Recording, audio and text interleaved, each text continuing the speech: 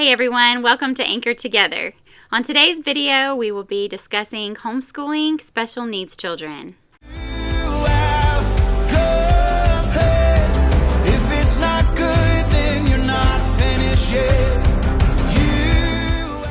My name is Amanda, and I have 4 children, and I'm married to my husband of almost 18 years. And we are a homeschool family. We have homeschooled from the very beginning with our children. But our 4th child has been much more of a challenge. He is currently 5.5. He, at 2.5 years old, started having seizures, and so he was diagnosed with epilepsy. And since then, we've been on a journey of trying to help get his seizures under control. Because of the amount of seizures that he has had, his brain has been very much affected. Very similar to somebody with a traumatic brain injury and the way that his brain has been affected. So we have experienced a lot of delays with him and a lot of setbacks in learning and behavior.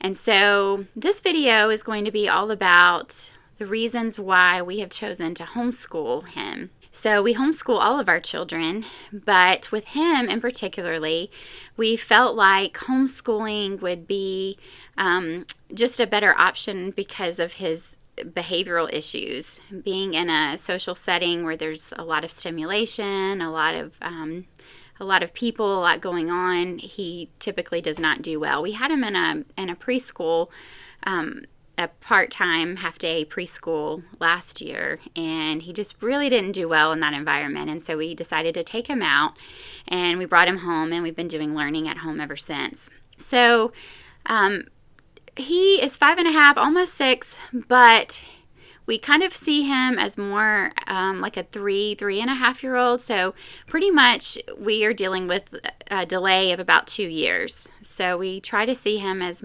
functioning more as a 3.5-year-old. And because of that, learning has had to be, instead of at a kindergarten level is where he should be this school year, we are having to see him as a 3-year-old preschooler. And so we are tailoring learning to him and just having him learn at a preschool level. So there are 3 things that I have really had to learn when homeschooling my special needs child. 1, patience. We need to have lots of patience with him.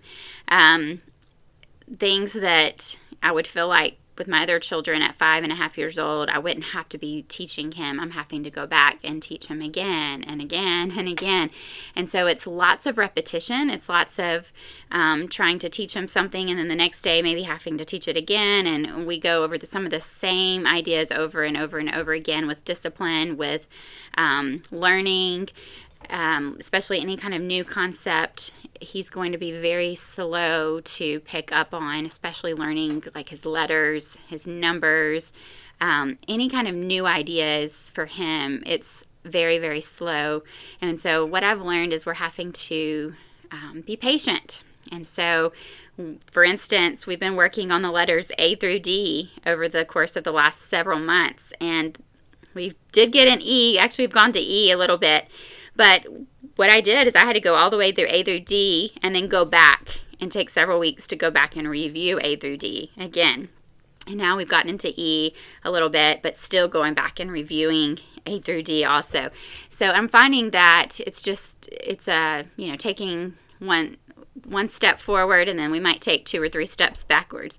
So it's definitely a lot of repetition, a lot of just being patient and working with him very slowly. Everything is at a very slow pace. And that was really hard for me at the beginning because I wasn't used to that. I have 3 other kids who have homeschooled as well, and they just would pick up on things and we'd move on, and things just flowed pretty nicely.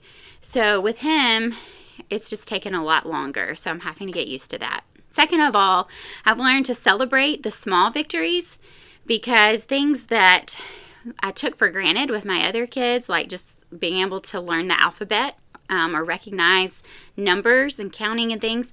With him, it just doesn't come very easy. It doesn't come naturally. So when he actually is able to recognize letters, what we can be out in a shopping center or something, and he'll look up on a sign and say, "Look, Mommy, there's the letter C," or "There's the letter A." And when he can do that, that's a victory. That, oh, he's recognizing these letters we've been working on for months and months. He's now able to recognize them when he sees them out somewhere. And so that's a victory. And so things like that have been huge. Just trying to not get so frustrated whenever he's not learning things, but realizing he's going to learn. It's just going to be at his own pace, and I have to be patient with that. And so then when there is a victory, to celebrate it. Even if it seems very, very small to most other people, to us it's huge. And so we have to be thankful for that. Thirdly, just perseverance has been huge. There have been so many times along with his journey that I have wanted to give up, and there are times I thought maybe I should send him to school somewhere else, that maybe I'm not going to be cut out for helping him learn. Also, his behavioral issues are a big deal, and so that, of course, disrupts the rest of our home. And sometimes things are pretty chaotic, but I have tried to just learn to persevere, like keep going, even when it's hard. Take time, accept that some days are just going to be harder than others, but get back up and keep going. And really, it's just about taking one day at a time. So through this journey, I don't really know what to expect from day to day. Some days are good days with him. Some days are really, really hard days. With his seizures, sometimes he can have a really bad seizure day, and so that affects his learning. And so I have to be flexible to know that, okay, well, if his brain is having a harder time today with learning because of the seizures that maybe he's had that morning, then we may not even do school that day, or we might just do very minimal and just realize that he's just not going to be able to comprehend as much that day and grasp as much, and that's okay. Sometimes just sitting on the couch and reading good books and playing some games, or as much learning as we're going to get done that day, and that's okay. So it's really just taking it one day at a time, kind of seeing where he's at, assessing what he's going to be capable of that particular day. And so I can get a plan of kind of where I want to go moving forward, but I have to be flexible enough to know that because of his situation, we may not be able to follow that plan. It may have to change from day to day. And so perseverance is huge. Taking one day at a time is huge, because you just never know what's going to happen. So these are just some tips that I've learned in this short journey the last couple of years with my son. And I just wanted to share it with you all, because there's not a whole lot on YouTube right now about special needs children, especially homeschooling special needs children. So maybe some of you out there are dealing with something similar with your child, and maybe you just need to know that you're not alone, and that there are other people that are going through what you're going through. And I hope to encourage you to keep going, keep persevering, and know that you're doing a good job loving your child, and that as the parent, you are really the best person who knows your child and can be there to teach and discipline and help your child grow. Thanks for watching, and I hope you have a blessed day.